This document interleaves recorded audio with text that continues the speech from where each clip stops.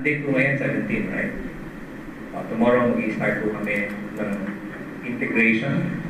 Kasi 18 tomorrow. So, mag-i-start kami ng integration in their system. And testing, dire-diretso ng mga January. Tapos, pagdating sa pharmacy, meron tayong South Star Drug, Watson's, and the generics pharmacy sometime maybe after first quarter of next year. We are still talking to Mercury Drug. Ang totoo yan, unang-una namin kausap si Mercury Drug. Kaya lang maliit yung margin na pinag-uusapan namin. And I think when we show them kung ano yung ginawa namin sa ibang merchant, baka i-entertain nila, i-pursue nila. Ayaw nila nahuhuli sa ganyan eh. And then, fine dining, kausap namin ang bistro group, kausap namin yung mga groups of restaurants. And surprise na lang ako ng mga company, pero again, mga Italianis, lahat ng bistro, di ba?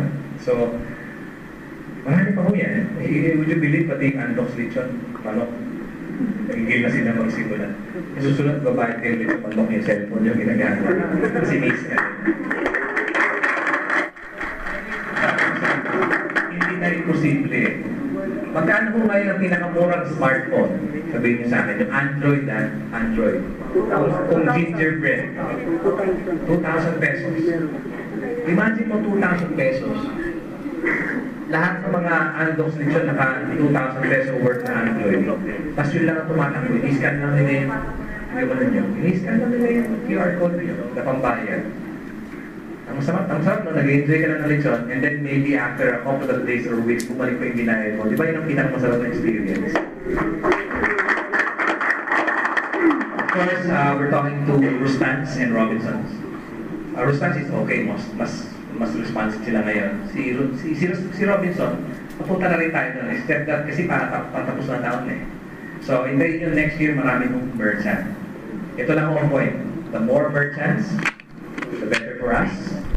The higher the value of PayBucks for you. Kasi mas maraming merchant, mas masaya. Ang latest addition namin sa aming programa, itong card na to, Resource World Manila. Nag-meeting na kami initially ng presidente kasama ng mga staff niya, and he already assured us we will do it. Sinabi niya na yan. So, ang concept is very simple. You buy this card, okay, you transfer value from your PayBucks application to this card and use the card at any of the merchants dun sa Resource World Manila, then kami na bahala dun sa rewards niyo, sa PayBucks. Kasi that's the only way we can track your transactions. Tama po ba yan? Because of the application, we can now track or trace your purchases. Yun ho yung pinaka-importante. That's why. Gusto kong bigyan kayo ng week. Ito yung letter ni Petron noong November 4 sa amin, stating that they're agreeing na si PayBucks platform gagamitin to reload points to value card. Di ba yung Petron value card, kaya niyan kinuha o binili, para every time na nagpapagas kayo, meron kayong may points kayong ma-earn. Yun ang gamit ng Petron value card. Ang unang proposal namin sa Petron is very simple. We want to use QR code for gift check. But rather than a paper gift check, ang sabi namin, it's electronic gift check. That's why QR code. So that you can send it to anyone, diba? However, we need scanners. Isipin nyo, ano mas madali? I-tap namin yung card na yan, o mag-install kami ng maraming scanners sa iba't ibang station nationwide, tapos implement yung concept namin ng electronic gift check or mobile voucher. Mas mahirap. It will take us time and more money and capital bago namin magawa yun. Whereas tapping the existing 2 million card holders, tinanong namin yung kumpanya, pwede bang gawin yung gano'n? And ito, nagawa na natin yan. So you can transfer value from your PayBucks card, PayBucks app, to Petron value card, and then you can use it, di ba? So again, lilipat mo yung value dito, pupunta doon, magagamit mo. Lilipat mo yung value dito, pupunta doon, magagamit mo. Lipat mo yung value ng PayBucks, pupunta doon sa Happy Plus, magagamit mo rin. So lahat ng transaction, kada lipat mo ng value from app to the card, natitrace natin. At pag natitrace natin, nabibigyan natin kayo ng rewards.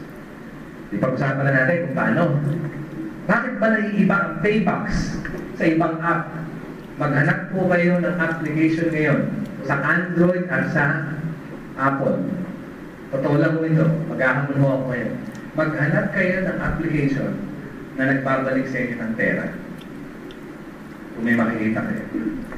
That's why we're so proud na unang Pinoy.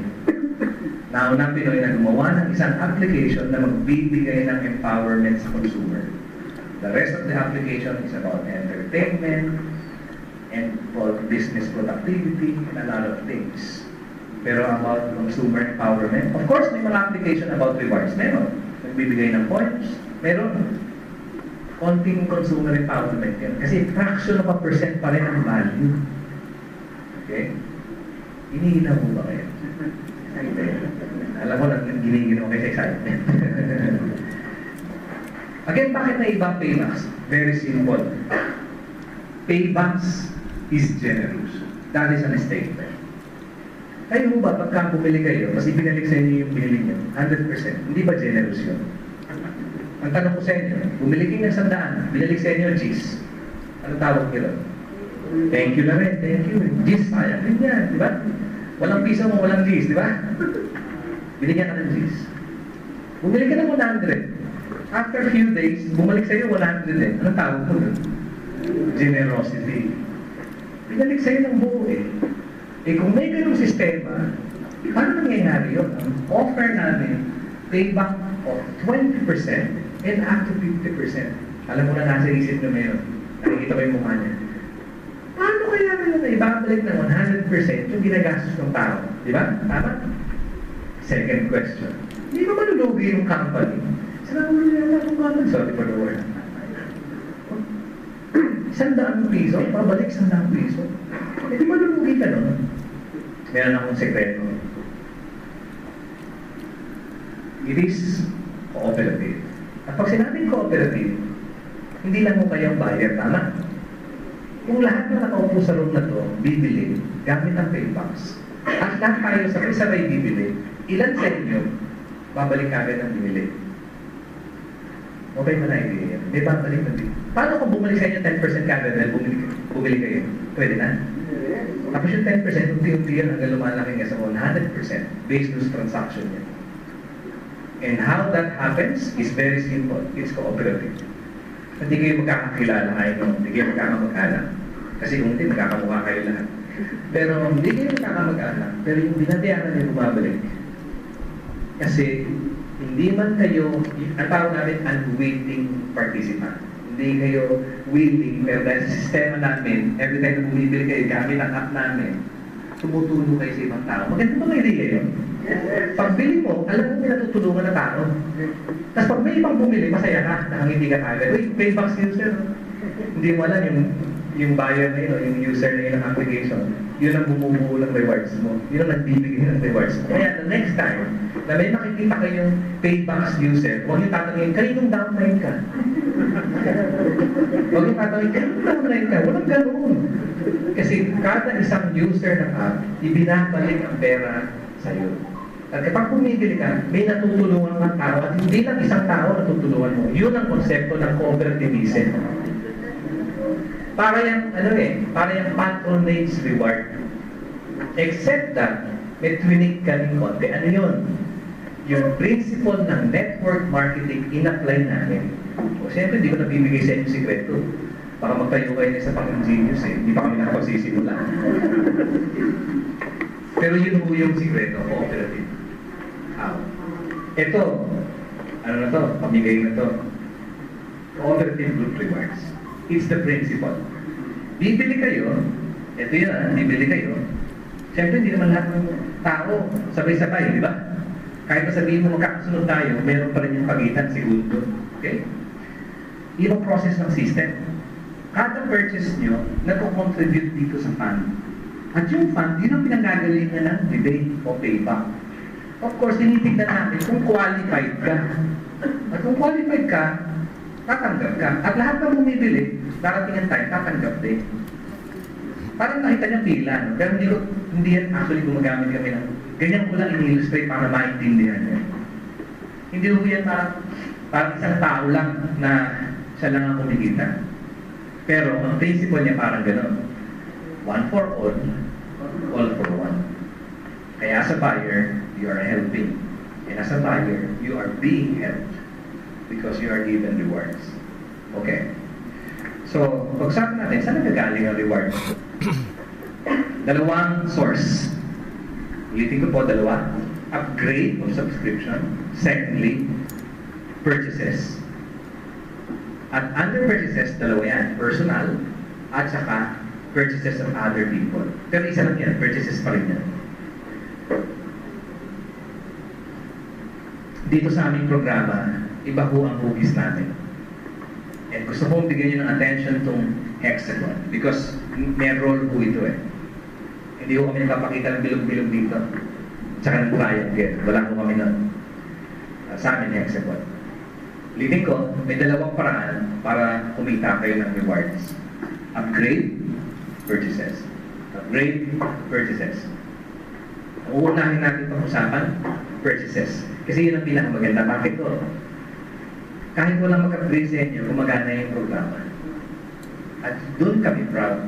Pag binili nyo, pagka-download yung application namin, at ginamit nyo, kahit hindi kayo mag-link or gamitin natin yung mas alam ng tao, mag-recruit, makikinabang kayo sa paggamit ng app.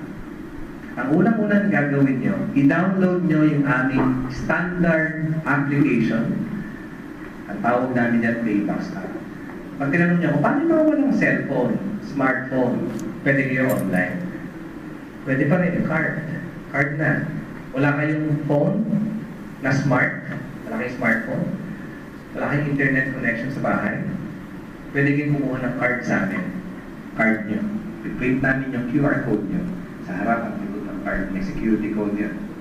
Parang gagawin nyo lang, manghihiram kayo ng smartphone sa nag-invite sa inyo para makita nyo kung anong nangyayari sa account nyo. Pero mas maganda yan kung talaga mamumuhunan kayo ng smartphone. Magkano yung smartphone?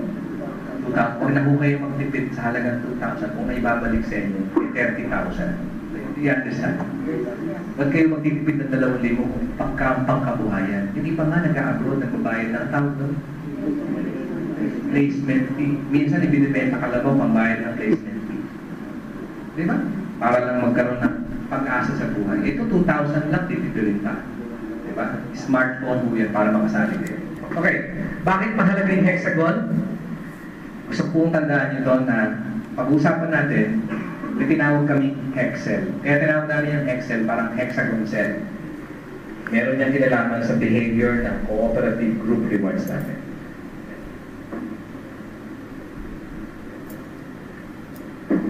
Alright. When we talk about purchases, sabi rito, a qualifying purchase generates a hexel.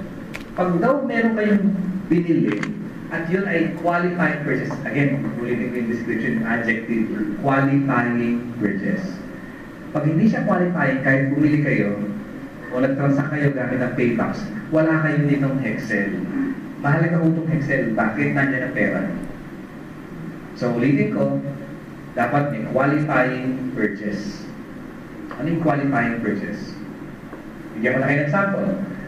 May kanya-kanya kaning arrangement sa bawat merchant. Kaya kami nagkakaroon ng discount sa merchant because we represent all of you.